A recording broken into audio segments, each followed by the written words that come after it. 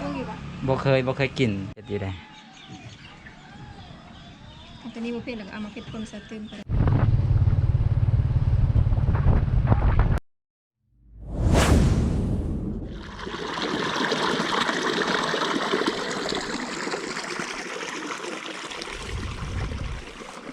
สวัสดีทุกคนตอนนี้พวกเขาอยู่ที่เมืองหงสาแขวงสยบุรีนะพวกเขาขี่รถมาจากเมืองไซสถานขี่รถมาฮอดที่เมืองหงสาแห่งนี้แล้วก็ได้ไปหาเพื่อนพักบอนที่พวกเขาว่าจะพักในคืนนี้แต่ว่าพวกเขาไปมา2-3 บอนแล้วเพื่อนพักอยู่ที่เมืองหงสาแห่งนี้เต็มพวกเขาไปมา3 บอนจะเต็มทั้ง3 บอนเนาะเพราะว่าช่วงนี้ฮันมีคนที่เขาเจ้ามาเฮ็ดเวียกอยู่โรงงานผลิตไฟฟ้าหงสานี่นะโรงงานถ่านหินนี่นะเพิ่นมาเฮ็ดเวียกอยู่นี่3-4 เดือนว่าซั่นเขาเจ้ามาเซาเฮือนพักนะเต็มพวกเขาก็เลย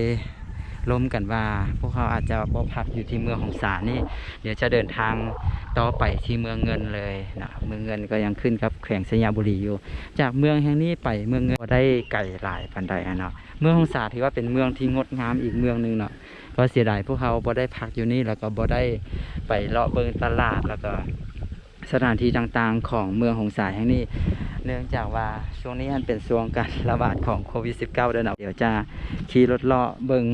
ตามถนนหนทางแล้วก็เมืองหงสาแห่งนี้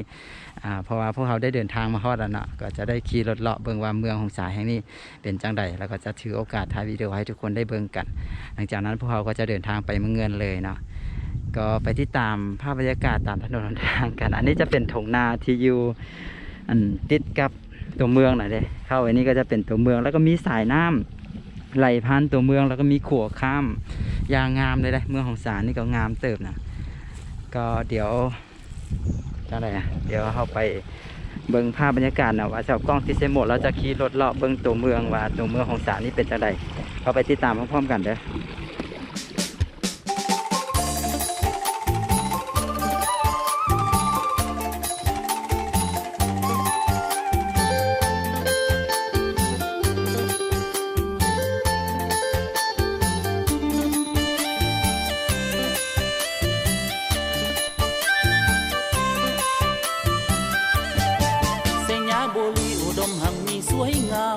ซับในดินสินในน้ำเลิศล้ำค่าน้ำตัง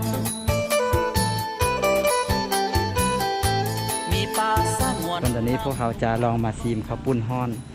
ข้าวปุ้นฮ้อนน่าจะเป็นอาหารเอกลักษณ์อยู่ที่แขวงสยะแห่งนี้ที่บอกเป็นมูบอกอยู่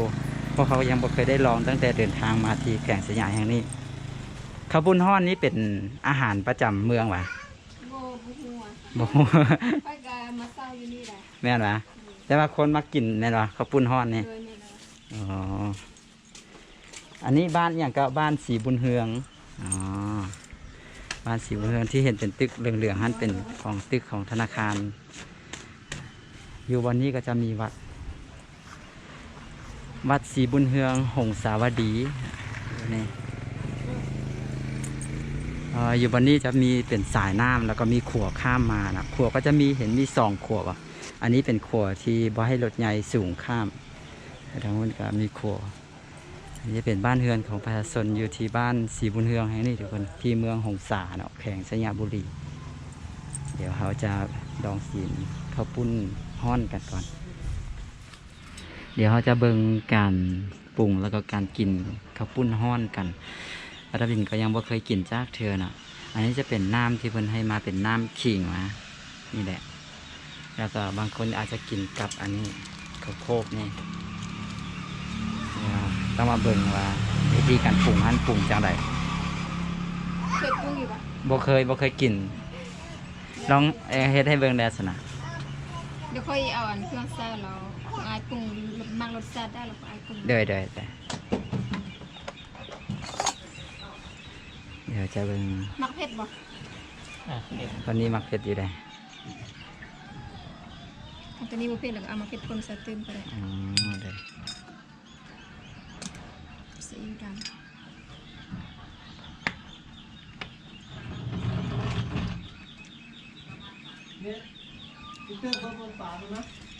ไอ้มักรสได้ละไอ้ปรุงอ๋อประมาณนี้แล้วก็ ที่เหลือก็สามารถดื่มน้ำปลาน้ำส้มสายชูอย่าง มักรสแบบได้ พริกไทยอย่างใส่ได้นะโอ้ประมาณนี้ แล้วก็เดี๋ยวก็จะมีเส้นใส่มีผักน้ำวะโอเคมากินผักนี่จังได เดี๋ยวยังพูดเลยขี้หอมหอมขี้ นี่น้ำขิงเราพอจะรู้วิธีการปรุงคร่าวๆแล้วนะก็คืออันนี้จะเป็นแจวถั่วเนาอันนี้นะแจวถั่วเนาแล้วก็ซีอิ๊วเอาซีอิ๊วไว้ไหนซีอิ๊วขาวสิวะเนี่ยพอซีอิ๊วขาวแต่ว่าสีจะออกดำหลังจากนั้นเขาก็ซีมน้ำก่อนนะครับน้ำก็จะเป็นประมาณนี้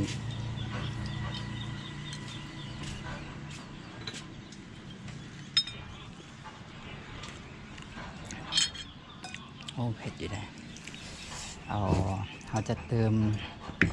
น้ำปลาไปหน่อยหนึ่งเติมน้ำปลาบ่น้อยแล้วเลย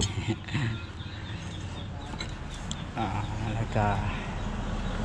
พอละที่เขาน่าจะพอซ้ำนี่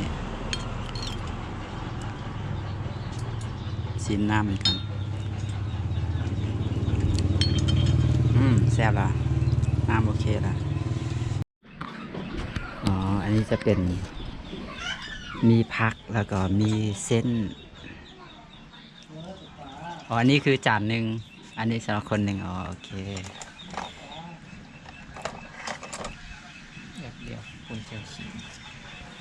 วันนี้เราก็ใส่ลงไปใส่หมดเลยเดียว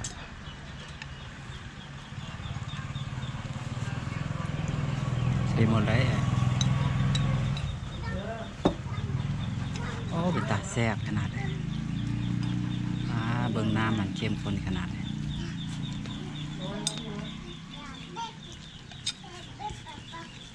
โอ้แซ่บแท้เลยคุณสีมันก็เอาข้าวโพดกับอันนี้ของเราก็จะเป็นแบบนี้ก็จะมีผักอย่างก็ผักกันจองใช่ไหมมีผักกันจองมีผักกะหล่ำปีมีผักบ้งแล้วก็มีเส้นเห็นหน้าเลย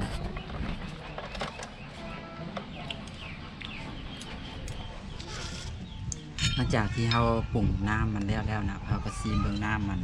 แต่น้ำมันเราอาจจะเฮ็ดเป็นแบบค่อนข้างจะเข้มข้นหน่อยหนึงเพื่อเราจะเอาเส้นแล้วก็เอาผักลงไปแล้วมันจะเฮ็ดให้น้ำมันจะจืดลงนะจะใส่หมดเลยใส่ไปหมดเลยแล้วคนหลังจากนั้นเราก็คนให้มันเข้ากันแล้วก็ชิมเบิ้งนะถ้ารสชาติมักเค็มก็เพิ่มไปอีกมักเผ็ดเนี่ยก็เพิ่มไปอีกสามารถใส่เครื่องปรุงเพื่อเราจะกินเฟอกินข้าวเปียกนี่แหละแบบเดียวกันนะเป็นแบบนี้ตาแซ่บซีมน้ำมันกันนะเดี๋ยวเราก็จะเอาอันนี้กับข้าวโพดกินกับข้าวโพดนะก็จะเป็นแบบนี้ทุกคนผู้ใดมักเผ็ดมักเค็มมักจืดมากเนี่ยก็สามารถปรุงเองได้เช่นเดียวกับเฟอนั่นแหละเนาะแต่ว่าอันนี้จะแตกต่างหลักๆก็คือจะเป็นแจวถั่วเนานี่มีแจวถั่วเนาแล้วก็สามารถใส่ซีอิ๊วขาวน้ำปลาถ้าอีกนั้นเพิ่นจะเอาน้ำขิงมาให้ก่อนนะก็จะประมาณนี้ทุกคนเดี๋ยวพวกเขาจะขอตัวกินข้าวปุ้นห้อนกันก่อนเด้อเดี๋ยวเป็นอะไรนั้นจะพาไปเบิ่งตัวเมืองหงสากันเนาะ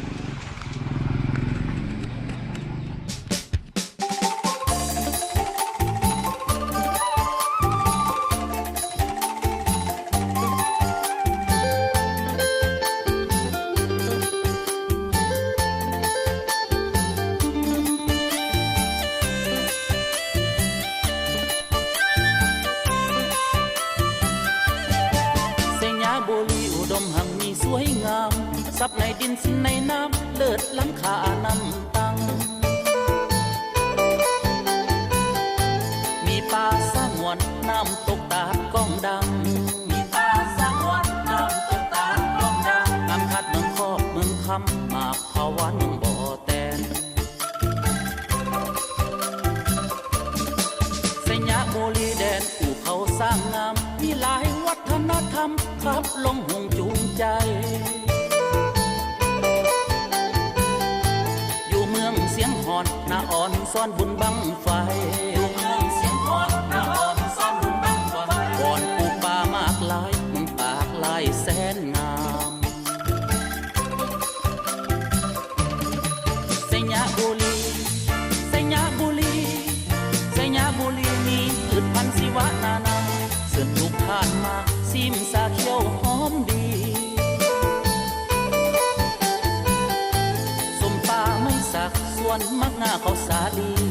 สมป่าไม่สักส่วนมักหน้าเขาสาลีงามบุญสร้างแต่ละปีมีสีสันอนันตาสยามบุรีเมืองบ่อแตนแกนเท้ามีหลายสนเผ่าเต้าหอมสามัคคี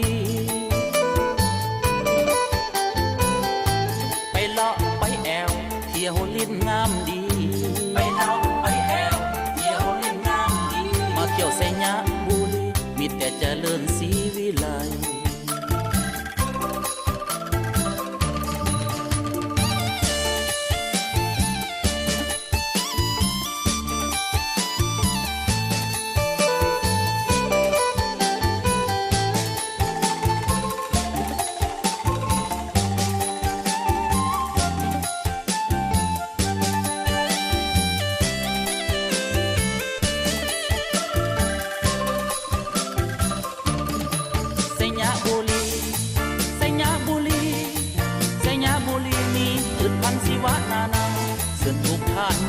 ซิมสาเขียวหอมดีสมป่าไม่สักส่วนมักง่าเขาสาลีสมป่าไม่สักส่วนมักง่าเขาสาลีงามบุญสร้างแต่ละปีมีสีสันอนันตาสยามบุรีเมืองบ่อแตนแกนเท้ามีหลายสนเผ่าเต้าหอมสามัคคีเลาะไปแอวเที่ยวลิ้นงามดีไปเลาะไปแอวเที่ยวลิ้นงามดีมาเที่ยวสยามบุรีมีแต่เจริญศรีวิไล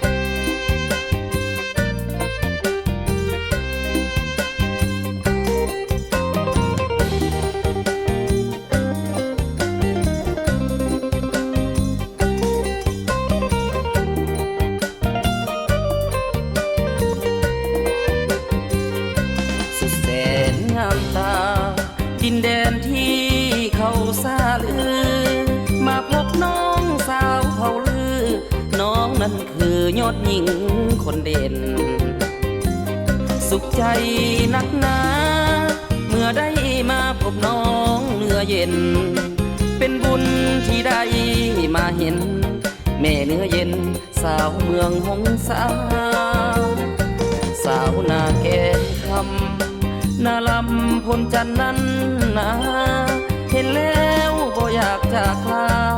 สาวงามโสภาจำปานาสานบ้านถาดดอนคูนแก้มจุนพูนเทียบสาวบ้านหานไฟฝันเคียงคู่นงคามสาวตะวันหงสาวดีสาวเบียงแก้วสมแล้วคำเขากล่าวมาสีมงคลหุ่นปานดาราเหมือนจันทราเดือนเพ็งเป่งสีโอ้สาวบ้านนาใต้ฟ้าหงสาวดีย้อนวาสนาอีหลีพบคนดีสีหอมจอมแจ้งสาวสีบุญเมืองขอห่วมเหียงได้บ่อานงคนใสก็ก่อคนสูงสาวบ้านนาปุ่งบ้านดอนก้อนแทนอายหนุ่มบ้านไกลอยากฝากใจอยากได้เป็นแฟนโอนสะอาดกับสาวน้ำแกนขอผูกสายแนนกับน้องจนตาย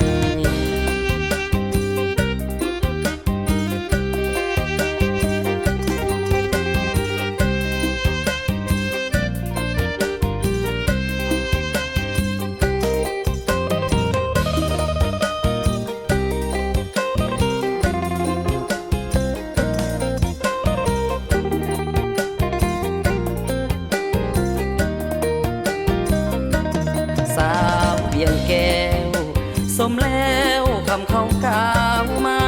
สีมงคลหุ่นปานดาราเหมือนจันทราเดือนเพ็งเป่งสีโอ้สาวบ้านนาใต้ฟ้าหงสาวดีย้อนวาสนาอีหลีพบคนดีสีหอมจอมแจ้งสาวสีบุญเมืองขอห่วมเหียงได้บ่อานงคนใสก็ก่อคนสูงสาวบ้านนาปุ่งบ้านดอนก้อนแทนอายหนุ่มบ้านไกลอยากฝากใจอยากได้เป็นแฟนโอนสะอาดกับสาวน้ำแกนขอผูกสายแนนกับน้องจนตา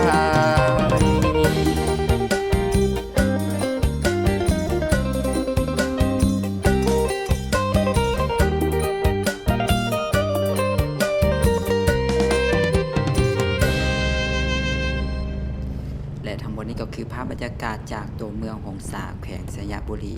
ปาราบินก็ได้พาทุกคนขี่รถเลาะเบิ่งบางส่วนของตัวเมืองแห่งนี้ก็งามหลายเนาะที่เมืองหงสาแห่งนี้จะมีทงนาอ้อมรอบตัวเมืองสำหรับวิดีโอนี้ปาราบินจะจบไว้แต่เพียงเท่านี้ขอขอบใจทุกคนที่เข้ามาเบิ่งอย่าลืมไปติดตามกันวิดีโอต่อไปเด้อพวกเขาจะเดินทางไปเมืองเงินกันก็สำหรับวิดีโอนี้ปาราบินลาไว้แต่เพียงเท่านี้สบายดี